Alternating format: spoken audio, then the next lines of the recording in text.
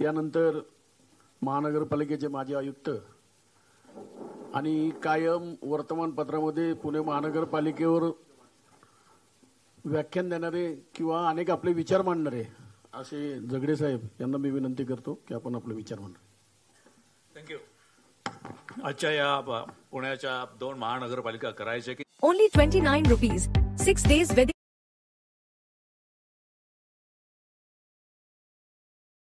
राज्याचे माजी मंत्री आणि सन्माननीय विद्यमान आमदार विजय बापू सुतारेजी, सन्माननीय संजय बालगुडेजी ज्यांनी हे आयोजन केलेलं आहे, सन्माननीय अभय छाजेटजी, सन्माननीय थरकुडेजी, सन्माननीय काका चव्हाणजी, सन्माननीय कुलकर्णीजी आणि सन्माननीय कामठेजी आणि नरेंद्र चव्हाणजी जे नेहमी माझ्या संपर्कामध्ये असतात आणि आपण सर्व सन्माननीय उपस्थित. मी याच्याप्रमाणे आलो होतो की इथे येऊन तुम्हाला कन्व्हिन्स करावं लागेल की 2 महानगरपालिका करा म्हणून, आणि इथे एकानेही विरोध केलेला नाही. त्यामुळे आता मला बोलायचं काही तसं राहिलेलंच नाहीये की 2 महानगरपालिका करू नयेत म्हणून आणि त्याची गरज आहे, किंवा तुम्ही जर असं सांगितलं की आणखी तुकडे तुकडे करा म्हणून. आता त्या तुकड्याच्या मी विरोधात आहे, कारण तुकडे करणं जगामध्ये एक खूप मोठा रिसर्च झालेला आहे की तुकडे करणं किती चुकीचं आहे. अर्बनायझेशनमध्ये एफिशियन्सी ऑफ ऍडमिनिस्ट्रेशन कशी, त्याच्यामध्ये तो मुद्दा वेगळा आहे. पण 2 महानगरपालिका असाव्यात हे मी आज सांगत नाहीये. 2011ला माझं रितसर शासनाला पत्र आहे आयुक्त म्हणून, आणि आपण तिथे आरटीआय मधून ते घेऊ शकता.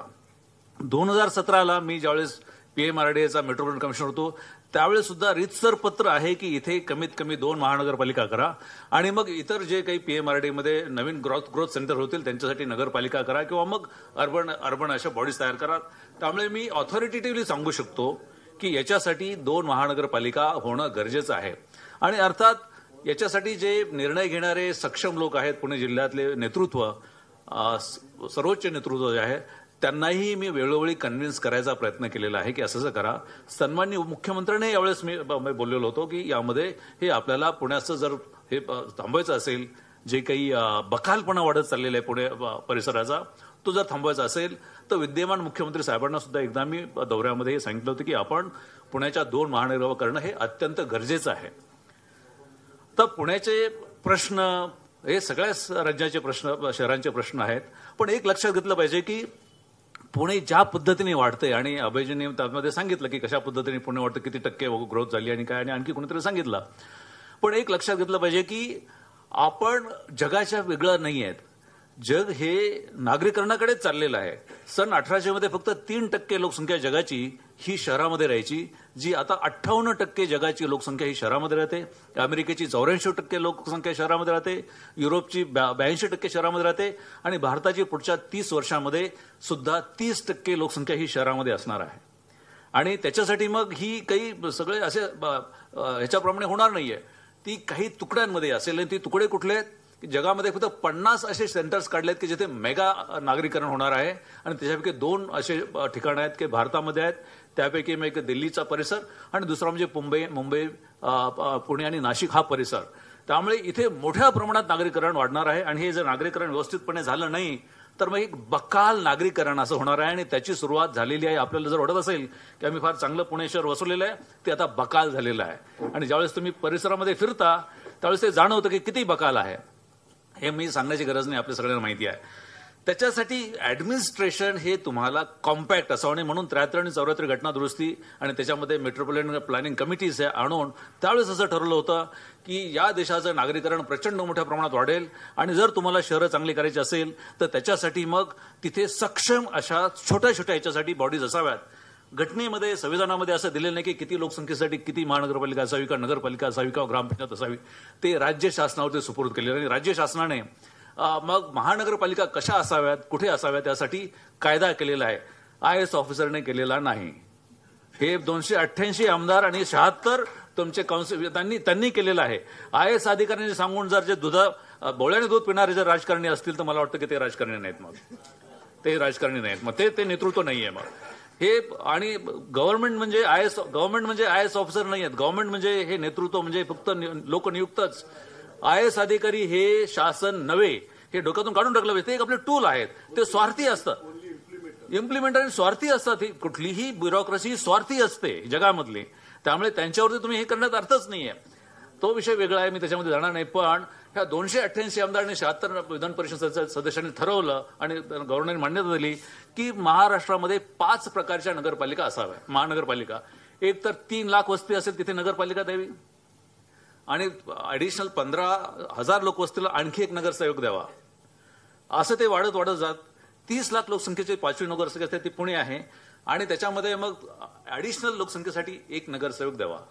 असं कायदा आहे. त्यामुळे कुठलाही IAS अधिकारी असं करणार नाहीये. लक्षात घ्या याच्यामध्ये.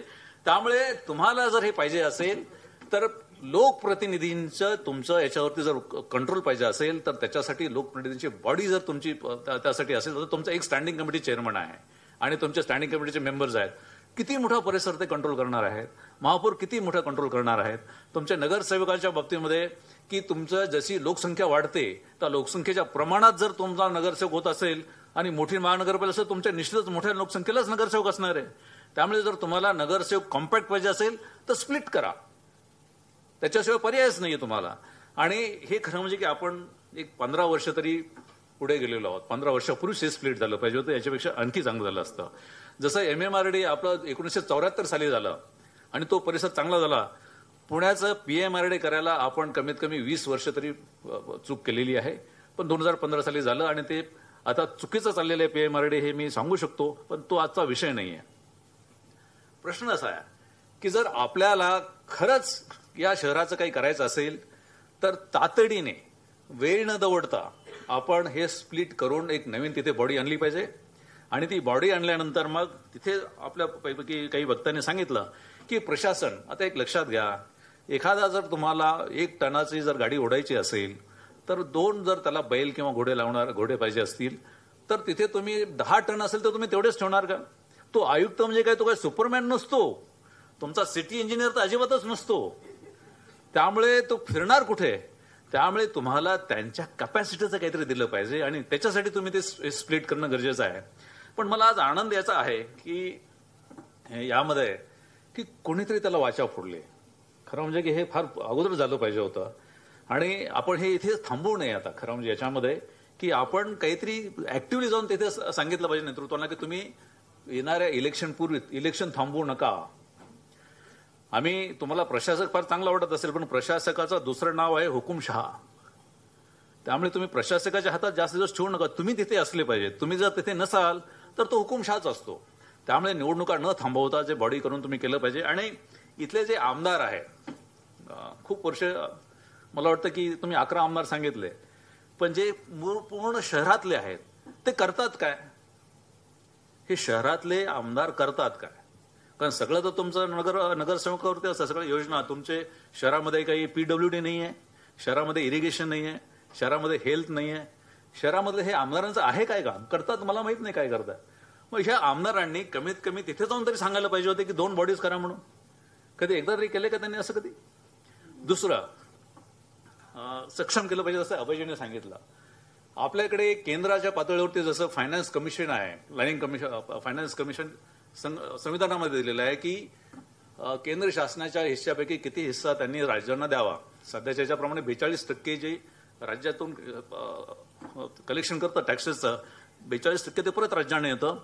तशाच आधारे आता संविधानामध्ये आपल्याला स्टेट फायनान्स कमिशन आलेलं आहे आणि त्या फायनान्स कमिशनने मग सांगितलं पाहिजे की राज्याचे जे काही बजेट आहे त्याच्यातले डायरेक्टली किती पैसा तुम्ही महानगरपालिकांना देताय तो दिला पाहिजे दर 5 वर्षांनी. मग आपल्या एकाही आमदाराने असा प्रश्न विचारला की तुमचं फायनान्स कमिशन आम्हाला किती दिलेलं आहे महानगरपालिकेला. मी असताना तसं रिझोल्युशन करायला हे केलं होतं. आपल्या वयाने नाही रिझोल्युशन करू दिलं नगरसेवकांनी का मला माहिती नाहीये की आम्हाला तुमच्यातला हिस्सा द्या. खरं म्हणजे की त्यावेळेस आता खरं म्हणजे मी सांगायचं चुकीचं आहे. कॉन्फिडेन्शियल पत्र गव्हर्नमेंट ऑफ इंडिया लिहिलं होतं की पुण्याच्या परिसरामधून आम्ही इतका टॅक्स, इन्कम टॅक्स, त्यावेळेस वॅट होता आणि तुमचा सर्व्हिस टॅक्स होता, आम्ही इतका देतोय की काही राज्यापेक्षा जास्त आहे पुण्याचा. त्यामुळे आम्हाला तेवढा त्याचा हिस्सा मिळाला पाहिजे. पण तो ठीक आहे वेगळी आहे. पण आपण फायनान्स कमिशनकडे मागणी केलेली आहे का? आपल्या आमदारांनी केली आहे का? मुख्यमंत्र्याकडे केली आहे का की आम्हाला तुमच्या ह्याच्यातला हिस्सा जसं केंद्र तुम्हाला राज्याला देतं, संविधानामध्ये तरतूद आहे तशीच तरतूद इथे पण आहे, तुम्ही आम्हाला का देत नाही? खरं म्हणजे एकत्रित आलं पाहिजे. आणि तिथे फायनान्स कमिशनला चेअरमन जो दिला जातो तो ISS दिला जातो सुहासजी, तो ISS असतो, पण तो असा काही थकलेला असतो त्याच्या हे लक्षातच येत नाही. आणि तुम्ही कोणी विचारत नाही, आपण कोणी विचारत नाही. तुम्ही मागणी केली पाहिजे की महानगरपालिकांना जर सक्षम व्हायचं असेल तर आम्हाला तुमचा याच्यामध्ये हिस्सा पाहिजे. जर आता इथून पुढे तुमच्या एक लक्षात घ्या की वातावरण बदलत आहे. वातावरण काय बदलत आहे की पुढच्या 25-30 वर्षामध्ये देशाचा 70% GDP सकल उत्पादने शहरामध्ये येणार आहे, 70% रोजगार शहरामध्ये निर्माण होणार आहे आणि 70% सगळ्या समस्या शहरात असणार आहे. त्यामुळे राज्याचं 70% जे कलेक्शन आहे ते तुमचं शहराकडे आलं पाहिजे. पण अशी मागणी कुणीच करत नाहीये. ना नगरसेवक करतायत, ना आपले जे शहरामधले आमदार आहेत ते करतायत, ना राज्य शासन करतात. ते जाऊ द्या, घटनेमध्ये तुम्हाला याच्यासाठी संविधानामध्ये 12 शेड्यूल आहे, त्याच्यातले विषय दिलेले आहेत. त्या विषयापैकी किती विषय आले तुमच्याकडे ते कोणी विचारत नाही. एरान नायडू नावाचे एक मंत्री होते वाजपेयी साहेबांच्या याच्यामध्ये, ते खूप याच्याबद्दल हे असायचेच की ते सांगायचे की नाही हे विषय राज्य शासनाने महानगरपालिकांना आणि जिल्हा परिषदांना दिले पाहिजेत. पण ते थांबलं. ते शेवटचेच मंत्री मी बघितले की जे याच्यावर पाठपुरावा करायचे. त्यानंतर अमुक विषय आता राज्य शासनाकडे राहिलेला आहे, तो आमच्याकडे द्या, असं होत नाही. आणि जसं अभयजीने सांगितलं की मग हे होतं की राज्य शासनाचेच अधिकारी येतात, इथे नियुक्त्या होत नाहीत. तुम्हाला सांगायला खरं म्हणजे की सगळ्यांना माहिती असेल, ज्यावेळेस कोविड आला पुण्यामध्ये, पुण्यातले 64% हेल्थचे पोस्ट वेकंट होत्या. 64% तिथे कॉन्ट्रॅक्टने पण भरलेल्या नव्हत्या. मग असं असताना तुम्ही कोविड कसा काय हँडल करणार? हे कशासाठी आहे की तुम्हाला, कारण तिथे तुमचा जो अधिकारी आहे तो राज्य शासनाकडून येतो, आरोग्य अधिकारी, त्याला काय देणं घेणं आहे याच्यामध्ये. तुमचा जर स्थानिक जर असेल तर त्याची आपुलकी राहणार आहे. त्यामुळे तुम्ही लोकांनी खरं म्हणजे की बघितलं पाहिजे की ह्या गोष्टीने इथल्या स्थानिक पातळीवरती कंट्रोल असला पाहिजे. खरं म्हणजे की आता मी जास्त बोलणं बरोबर नाही, पण कुणाचं लक्ष नाही आहे, राजकीय पक्षांचं नाही आहे आणि लोकप्रतिनिधींचं नाहीच नाही आहे. एक साधं उदाहरण देतो. 2009 मध्ये एक कायद्यामध्ये तरतूद करण्यात आली. काय तरतूद होती? कलम 29(ब) त्याच्यामध्ये समावेश करण्यात आला. आणि ते कशासाठी? ते जनतेसाठी, जनतेच्या सुविधांच्यासाठी. कलम फार सिंपल आहे की प्रत्येक इलेक्ट्रोल वॉर्ड, म्हणजे बूथ, आपण जे म्हणतो ना बूथच्यासाठी एक एरिया तिथे डिफाईन करायचा आहे. ही घटना आपल्या कायद्यात तरतूद आहे. आणि त्याच्यासाठी एक बॉडी असेल आणि मग त्या बॉडीसाठी तुमचे सगळे प्रश्न तुम्ही तिथे मांडायचे आणि त्याची सोडवणूक व्हायची. किती वर्ष झाले? 15 वर्ष झाले. त्याचे फक्त नियम बदललेले नाहीयेत म्हणून ते राहिलेले आहेत. कायदा बदलला म्हणजे 8-10 आमदार करतायत काय पुणे शहरातले की जे तुम्हाला आपल्याला लोकशाही ही प्रत्येक मतदारापर्यंत न्यायची. म्हणजे 1100 ते 1500 मतदारांच्या पर्यंत तुम्हाला तिथे एक युनिट बनवायचं, एरिया सभा बनवायच्यात. कायद्यात तरतूद केलेली आहे, पण त्याची अंमलबजावणी नाही आणि कोणीही बोलत नाही. सुतारे साहेब हे फार गंभीर आहे. हे लोकांच्यासाठी आपण म्हणतो की स्थानिक स्वराज्य संस्था, पण ते स्थानिकांसाठी जे तरतूद केलेली तीच आपण त्यांच्यापर्यंत नेत नाहीये. त्याला एरिया सभा म्हणतात. मोहल्ला कमिटी ते तुमच्या भिवंडीनंतर आलेलं होतं. ते मोहल्ला शब्दालाच बऱ्यापैकी विरोध आहे. त्यामुळे आपण ते काय, आणि कायद्यात मोहल्ला शब्द नाहीये, कायद्यामध्ये एरिया सभा आहे. एरिया सभा असं तो कायदा. आता मराठीत त्याचं काय आय डोंट नो. वॉर्ड कमिटीवरची झाली, वॉर्ड कमिटी मोठी झाली. एरिया सभा त्याच्या खाली झाली. कुठली? तुमच्या बूथसाठी आहे, फक्त बूथसाठी आहे. प्रत्येक बूथला म्हणजे लोकशाही तुम्हाला लोकांच्या जवळ न्यायची आहे. तुम्ही काय म्हणा, मराठी शब्द इलेक्शन कमिशनने दिलेला प्रगणक. तर प्रत्येक प्रगणकासाठी कायद्यात तरतूद केली महाराष्ट्र शासनाने. अतिशय चांगली तरतूद आहे. अर्थात ते नियम बदलणे असेल तर माझ्यासारखा एखादा वयात अधिकारी असतो, मी ते केलं होतं आणि तुमच्यासारख्या नगरसेवकांनी ते होऊ दिलं नाही. तरी पण मी हे सांगतो, मी हे खरं आहे. मी तिथे प्रत्येक ह्याच्यासाठी आणि स्थानिक त्याला 6 अधिकारी कर्मचारी दिले होते की त्यांनी तिथल्या तिथे हे करायचं. तुम्ही नाही. नंतर ते गेलं. पण मला असं वाटतं की हे जर तुम्हाला सुदृढ करायची असेल महानगरपालिका तर ह्या छोट्या छोट्या गोष्टी लक्ष दिलं पाहिजे आणि ते वाढवलं पाहिजे. आता सगळ्या प्रश्नाला पीएमआरडीचा, पीएमआरडी करताय काय?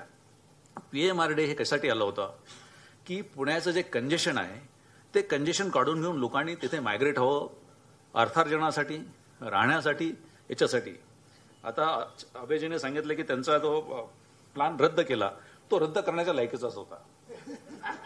आणि ज्या दिवशी प्लॅन आला त्या दिवशी मी स्टेटमेंट दिलं होतं की ज्या कागदावरती तो छापलेला आहे त्याच्या किमतीचाही तो नाहीये. तो ना सिटी डेव्हलपमेंट प्लॅन होता, ना रिजनल डेव्हलपमेंट प्लॅन होता. तो रिजनल डेव्हलपमेंट प्लॅन होता. कसं आहे की त्याचे 3 प्रकारचे प्लॅन आहेत. आता तिथे मी तुमच्याबरोबर नाही, आता मी तुमच्याशी सहमत आहे की अधिकारी, IAS अधिकारी किती बुद्धू असतात. वस्तुस्थिती आहे.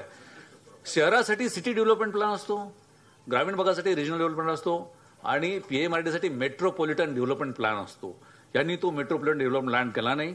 जगामध्ये आपण ज्यावेळेस जातो की अरे हाँगकाँग किती चांगलं आहे, सिंगापूर किती चांगलं आहे, वॉशिंग्टन चांगलं आहे, बार्सिलोना चांगलं आहे, ते केव्हा झालेले आहेत? 200 वर्षापूर्वी, 300 वर्षापूर्वी. आता 21व्या शतकामध्ये तुम्हाला टेक्नॉलॉजी आलेल्या आहेत, सॉफ्टवेअर आलेले आहेत, त्याच्यापेक्षा आपण चांगली शहरं वाचवू शकतो.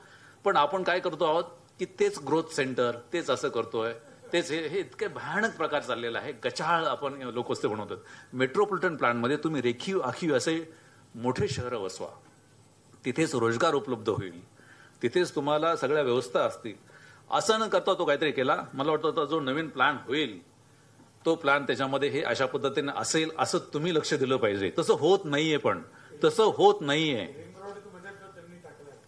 रिंग रोड तो तुमचा 1987चा आहे. तो 1987चा आहे. नाही, तो 1987चा आहे. तुम्हाला तेही सांगतो दुर्दैव काय होतं. 1987ला घेतलेला तो मी आलो PMRD मध्ये 2015 मध्ये. मी पहिल्याने कुठेतरी तो कागदावर आणले की हा इम्प्लिमेंट केला पाहिजे म्हणून. ते इम्प्लिमेंट न होण्यासाठी जे काही प्रयत्न झाले ते झाले. मी तो 120 मीटरचा केला. 120 मीटरचा करून भारतातला लोक तिथे येऊन बघतील अशा पद्धतीचा प्लॅन केला. सेल्फ ह्याच्यावरती असेल असा केला होता. आता तो परत 65 मीटरचा केला. हे परत IAS ऑफिसर आणि त्यांना बळी पडणारे, ते का बळी पडतात असं कोणतरी सांगितलं, ते असं होतं. मला असं वाटतं की तुम्ही असे अधिकारी आणले पाहिजेत की जे बळी पडणार नाहीत. बळी पडणारे का आणू देता तुम्ही राजकीय लोक आहात. तुम्ही तुमच्या नेतृत्वाला सांगू शकता की आमच्या पुण्याचं चांगलं असेल तर आम्हाला बळी पडणारे करू नका. आता कोणतरी सांगितलं की TDRचं हे सांगितलं काय आहे ते. आता TDRचा विषय इथे बोलण्यासारखा नाही आहे, त्याच्यावरती तुम्ही वेगळं हे करू शकता. पण एक तुम्हाला सांगतो की तुम्ही सांगितलं की 10% झाला का 20% झाला का 25% झाला. पुण्यामध्ये 2,500 एकर जमीन ही तुम्हाला TDRच्या अगेन्स्ट द्यायची, हे माहिती आहे का? 2,500 एकर जमिनीचा TDR तुम्हाला द्यावा लागणार आहे. त्यामुळे हे भयानक प्रकरण आहे. हे जर करायचं असेल तर तुम्हाला ते आयुक्ताचं लक्ष पाहिजे. आणि ते आयुक्ताचं लक्ष पाहिजे असेल तर ते तुम्हाला स्प्लिट केल्याशिवाय आयुक्ताला लक्ष देता येणार नाही या सगळ्या गोष्टीचं. मला असं वाटतं की नाही, आयुक्त काय करणार आहे ते मला नाही. आयुक्त काय करू शकतो हे मला माहिती आहे. जास्तच बदली होईल, जास्त काय होणार आहे, बदली होऊ शकते. ते बदली होईल. कारण काय की नाही, आम्ही फार स्वार्थी आहोत. आम्ही बदली व्हायची नाही म्हणून आम्ही काही करू शकतो. त्यामुळे असं समजू नका.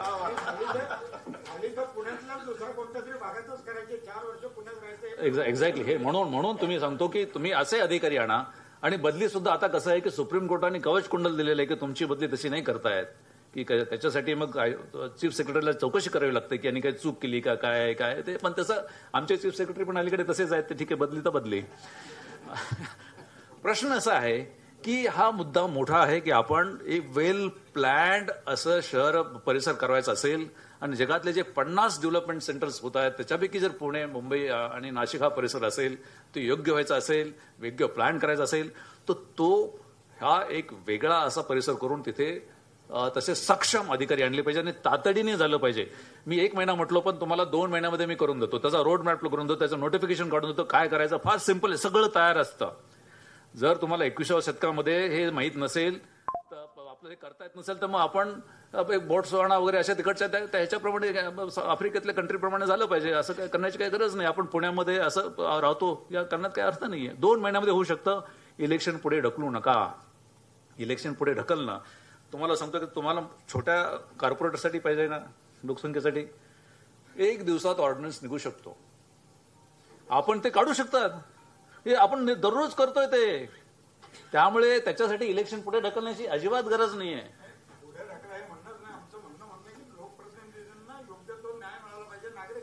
हो, पण त्याच्यासाठी लोकप्रतिनिधी पाहिजेत ना. पण दुर्दैवाने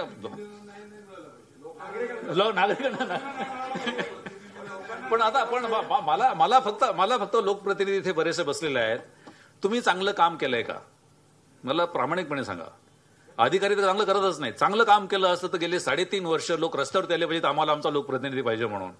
कोणी आलाय का? कसा एकाने पत्र लिहिलंय की आम्हाला महानगरपालिका पाहिजे, आम्हाला आमचा नगरसेवक पाहिजे, असं कोणी लिहिलंय का? कुठल्या नगरसेवकांनी काय केलंय का तसं आम्हाला तुम्ही काय हे करतात? असं कोणी केलेलं नाही. कोणी काय केलंय?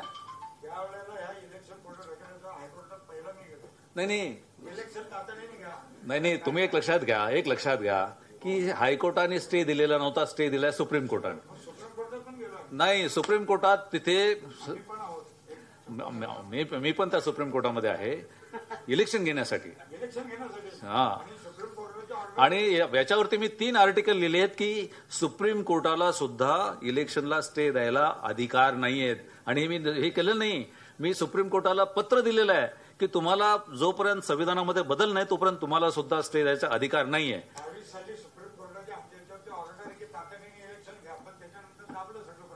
हो, पण आता हे जे होत आहे ते म्हणून प्रश्न असा आहे की लोकांच्याकडून मागणी होते का?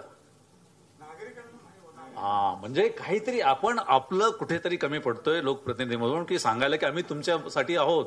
आता तुम्ही काय स्पष्ट सांगायला पाहिजे की लोकप्रतिनिधी नाही आहेत ना. मग गेले 3 वर्ष खड्डे नाही पडले का? नाही पडले का? खड्डे पडले. बाकीच्या गोष्टी इलिगल गोष्टी होतात त्या नाही थांबल्या का? जास्त झाल्या. हे तुम्ही लोकांना सांगितलं पाहिजे. मग पण तुम्ही कुठेतरी कमी पडलेले आहात.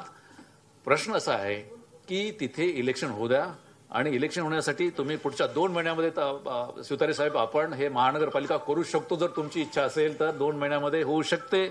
आणि 2 महानगरपालिका झाल्या तर राजकीय त्याच्यामध्ये फायदा काय आहे? तुम्हाला स्टँडिंग कमिटी चेअरमन, महापौर, इतर कमिटीचे चेअरमन, त्याचे मेंबर्स, हे सगळ्या गोष्टी आल्या ना त्याच्यामध्ये. मग तुमचं नेतृत्व वाढायला पाहिजे की नाही वाढायला पाहिजे? हे नेतृत्व वाढलं पाहिजे. नुसतेच अधिकाऱ्यांची संख्या वाढणार नाहीये. अधिकारी तेच राहणार आहेत. फार विशेष वाढणार नाहीयेत. पण तुमचा स्वार्थ तरी, पक्षांचा तरी स्वार्थ बघा. पक्षीय स्वार्थ बघायला काही हरकत नाहीये की असं झालं तर कुठेतरी वर्णी लावायला लागतं. किती लोकांना तुम्ही आमदार करणार? किती लोकांना तुम्ही खासदार करणार? काही ना तरी तुम्ही स्टँडिंग कमिटी चेअरमन करून काहीतरी त्यांना समजावू शकता की नाही? मला वाटतं की या विचाराने सुद्धा आपण आज निर्णय तुम्ही सगळ्यांनी घेतला पाहिजे. अशी माझी तुम्हाला विनंती आहे की 2 महानगरपालिका कराव्यात. ते कशा कराव्यात हे तर वेगळा मुद्दा आहे. आणि त्याच्यासाठी तातडीने जाऊन मुख्यमंत्री साहेब किंवा दोन्ही उपमुख्यमंत्री साहेबांची भेट घेऊन त्यांना निवेदन देऊन तुम्ही हे करा, इलेक्शन पूर्वी करा, असं मला वाटतं की काहीतरी एक ठोस भूमिका घेतली पाहिजे अशी मी आशा व्यक्त करतो. आणि आज मला बोलावलं. विषय खूप आहेत. प्रत्येक विषयावरती आपण अशीच विचार गोष्टी ठेवू शकता. कारण विकास कसा असावं, प्लॅन कसा असावं, काय कसं असावं ते वेगळं आहे. पण आज फक्त 2 हे करण्यासाठी मला बोलवलं. आपण सर्वांनी ते ऐकून घेतलं. थँक्यू. धन्यवाद दगडूसाहेब. 2015 साली पुण्याचे माजी उपमहापौर मुकर अलगुडे आणि संयोजक संजय बालगुडे यांनी महानगरपालिकेमध्ये असा ठराव मांडला होता की 2 नगरपालिका व्हाव्या, महानगरपालिका व्हाव्या म्हणून ठराव पास केलेला आहे. यानंतर माजी मंत्री माननीय आमदार विजयबापू शिवतरे आपले विचार मांडतील.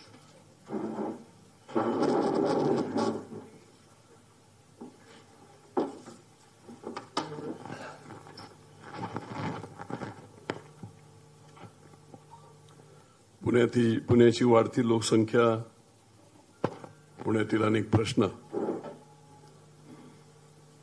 आणि जनजीवन सुसह्य कसं होईल याच्यासाठीची संपूर्ण कल्पना मनात घेऊन You should absolutely stop trading in 2025 because you don't need to analyze any kind of patterns. You don't need to spend hours of your time in front of screen, and most importantly, you don't need to book any losses because after rise of AI, you can automate. चर्चासत्र आहे. या चर्चासत्राला उपस्थित ज्यांनी नुकतंच मार्गदर्शन केले ते पुण्याचे माजी आयुक्त महेश झगडे साहेब, अभय छाचडजी, सुहास कुलकर्णी, भाऊ कमठे, काका चव्हाण, संजय बालगुडे, गजानन थरकुडे, समोर देखील बरेच काही नगरसेवक वगैरे बसलेले आहेत, ते सर्वजण